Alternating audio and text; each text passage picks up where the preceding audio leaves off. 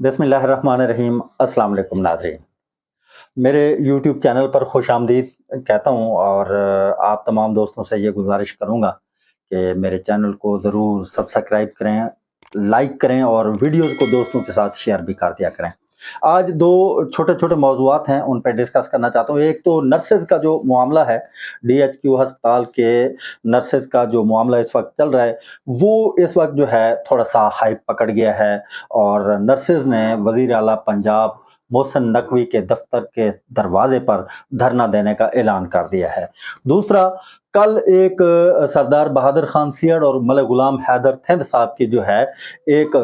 Call जो है वो वायरल हुई थी और उसमें जो कुछ गुफ्तगू की गई थी वो लोगों ने बड़ी दिलचस्पी से उसको सुना और वो मैटर जो है बड़ा डिस्कस हुआ लोगों में और उस ऑडियो ने जो है बड़ी पूरे ज़िले में घूम गई और लोगों ने उसको बड़े शौक से सुना और बड़ी दिलचस्पी से सुना। इस पर आज हम बात करते हैं। वीडियो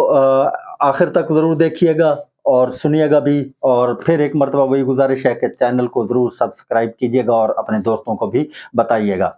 लिया के डिस्ट्रिक्ट हेडक्वार्टर अस्पताल में काफ़ी दिनों से एक मामला चल रहा है। नर्सेज़ ने जो है वो एचआर जो है शकील खरल साहब उस पर इल्ज़ामात लगाए हैं जिसमें मुख्तलिफ़ किस्म के कुछ इल्ज़ामात हैं और उस पर जो है 2 इंक्वायरी कमेटियाँ बनी। एक लिया में एक इंक्वायरी कमेटी डिप्टी कमिश्नर के हुक्म पे बनी थी और एक जो है वज़ीर आला के नोटिस पर कमिश्नर साहब के दफ्तर से जो है एक वो कमेटी बनी थी। उनकी रिपोर्टें आज इस वक्त जब मैं वीडियो बना रहा हूँ इस वक्त तक तो जो है वो सामने नहीं आई हैं। उनका क्या नतीजा आता है और इंक्वायरी रिपोर्टें जो है या टीमें हैं वो किस हद तक पहुंची हैं। अलबत्ता ये बात ज़रूर है कि नर्सेज़ ने आज एक मर्तबा फिर जो है वो अपनी मीटिंग की और उस मीटिंग में उन्होंने ऐलान किया है कि वो पीर वाले दिन या हफ्ते वाले दिन जो है अगले आने वाले 2 दिनों में वो वज़ीर आला पंजाब मोहसिन नकवी के दफ्तर के सामने जाके धरना देंगी और एहतजाज करेंगी और उस वक्त तक वो उस एहतजाज और धरने को जारी रखेंगी जब तक कि उनके लिए उनके साथ इंसाफ नहीं हो जाता। बहुत सारी चीज़ें ऐसी हैं जो उनके इल्ज़ामात जो हैं वो प्रूव हो चुके हैं और दूसरी जानिब जो है जो शकील खरल साहब हैं उनके अजीज़ व अकारिब रिश्तेदारों ने भाइयों ने मिलकर इस सारा जो इल्ज़ामात का सिलसिला था इसको डिफेंड करने के लिए उन्होंने मुख्तलिफ तरीक़ाकार अपनाए और उन तरीक़ाकार में उन्होंने मुख्तलिफ कैंपेनें भी चलाई बजाय इसके कि वो अक्ल और समझदारी का मुज़ाहरा करते हुए इस मामले को एमिकेबली हल करने की कोशिश करते बल्कि वो नर्सेज़ के साथ और जो मीडिया नुमाइंदगान हैं जिन्होंने नर्सेज़ की एक दरख्वास्त के ऊपर अखबार में खबरें लगाई उनके साथ वो मुकाबलेबाजी पे उतर आए। मैं कहता हूँ कि हमारा इसमें कोई ना हम फरीक हैं ना हमारी कोई मुकाबलेबाजी की ज़रूरत है और ना हम समझते हैं कि वो हमारे मुकाबले के लायक हैं। हम उनके साथ किसी मुकाबला करना ही नहीं चाहते और ना हमारा कोई मुकाबला करना बनता है। बल्कि उन सबको मालूम है कि हमने और बिलखसूस मैंने कोशिश की थी कि इस मामले में जो है सुलह-जोई से काम लिया जाए और इसको मुकाबलेबाजी में न लिया जाए। अब रिपोर्ट्स क्या आती हैं उनके उन रिपोर्ट्स के मुताबिक एचआर का जो है वो किस हद तक कसूर पाया जाता है या उसको कसूरवार ठहराया जाता है वो एक अलग कहानी है। नर्सेज़ का लाहौर में जाना जाकर वज़ीर आला के दफ्तर के सामने बैठ जाना धरना देना और फिर वहाँ से लाहौर से जो है वो नर्सेज स्टाफ के साथ उनके राब्ते हैं वहाँ पर जो नर्सिंग एसोसिएशन हैं उनकी सदर के साथ भी आज हमारी बात हुई है तो उन्होंने भी वार्मली इनको आने का वहाँ पे वेलकम कहा है और उन्होंने भी इस एहतजाज में उनका साथ देने का जो है उंदिया दिया है। ये एक लिया के अस्पताल का मैटर है। अगर 1 2 4 6 लोग होते तो ये समझा जाता कि शायद ये जो है उनकी कोई बात ना मानी जाने वाली हो या इस तरह का कोई हो तो लेकिन ये 50 के करीब जो स्टाफ नर्सेज हैं जिन्होंने अपने बयानात कलम बंद करवाए और मीडिया को अपने बयानात रिकॉर्ड करवाए तो इससे समझा जा सकता है कि समथिंग इज रॉन्ग। किसी ना किसी जगह पर कोई ना कोई प्रॉब्लम है और पहली इंक्वायरी कमेटी के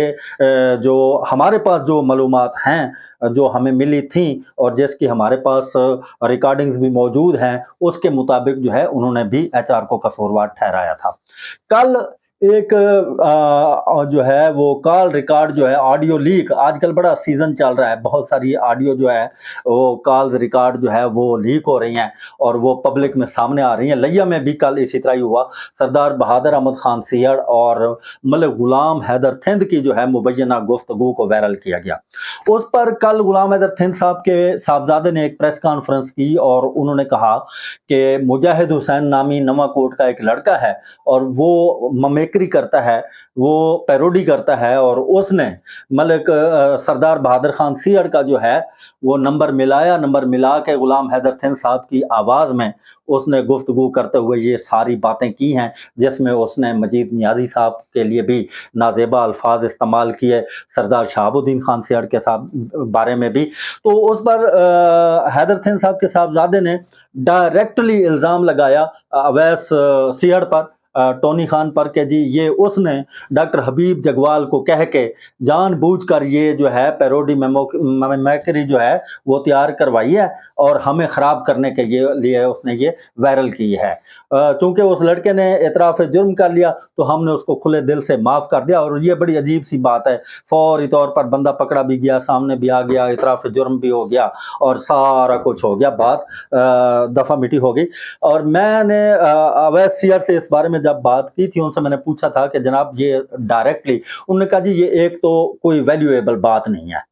دوسری بات یہ ہے کہ وہ بالکل جو ہے گھبرائے ہوئے اور پریشان لوگ ہیں وہ، اور وہ ان کو پتہ ہے کہ اب الیکشن اور سیاست سے ان کا نام جو ہے وہ ختم ہو چکا ہے اور آنے والے دنوں میں ان کا کسی جگہ پر کوئی حیثیت نہیں ہے، تو وہ اس طرح کی الزام تراشیاں کرتے ہیں۔ اور انہوں نے یہ بھی کہا کہ حاسدین جو ہوتے ہیں، حاسدین، منافقین یا ہارے ہوئے لوگ جو ہوتے ہیں، جب ان کے پاس کوئی دلیل نہیں ہوتی اور وہ مقابلہ نہیں کر سکتے تو وہ حسد اور بغض کی آگ میں جلتے ہوئے پھر اس طرح کے الزامات عائد کرتے ہیں۔ تو انہوں نے اس کو مسترد کیا،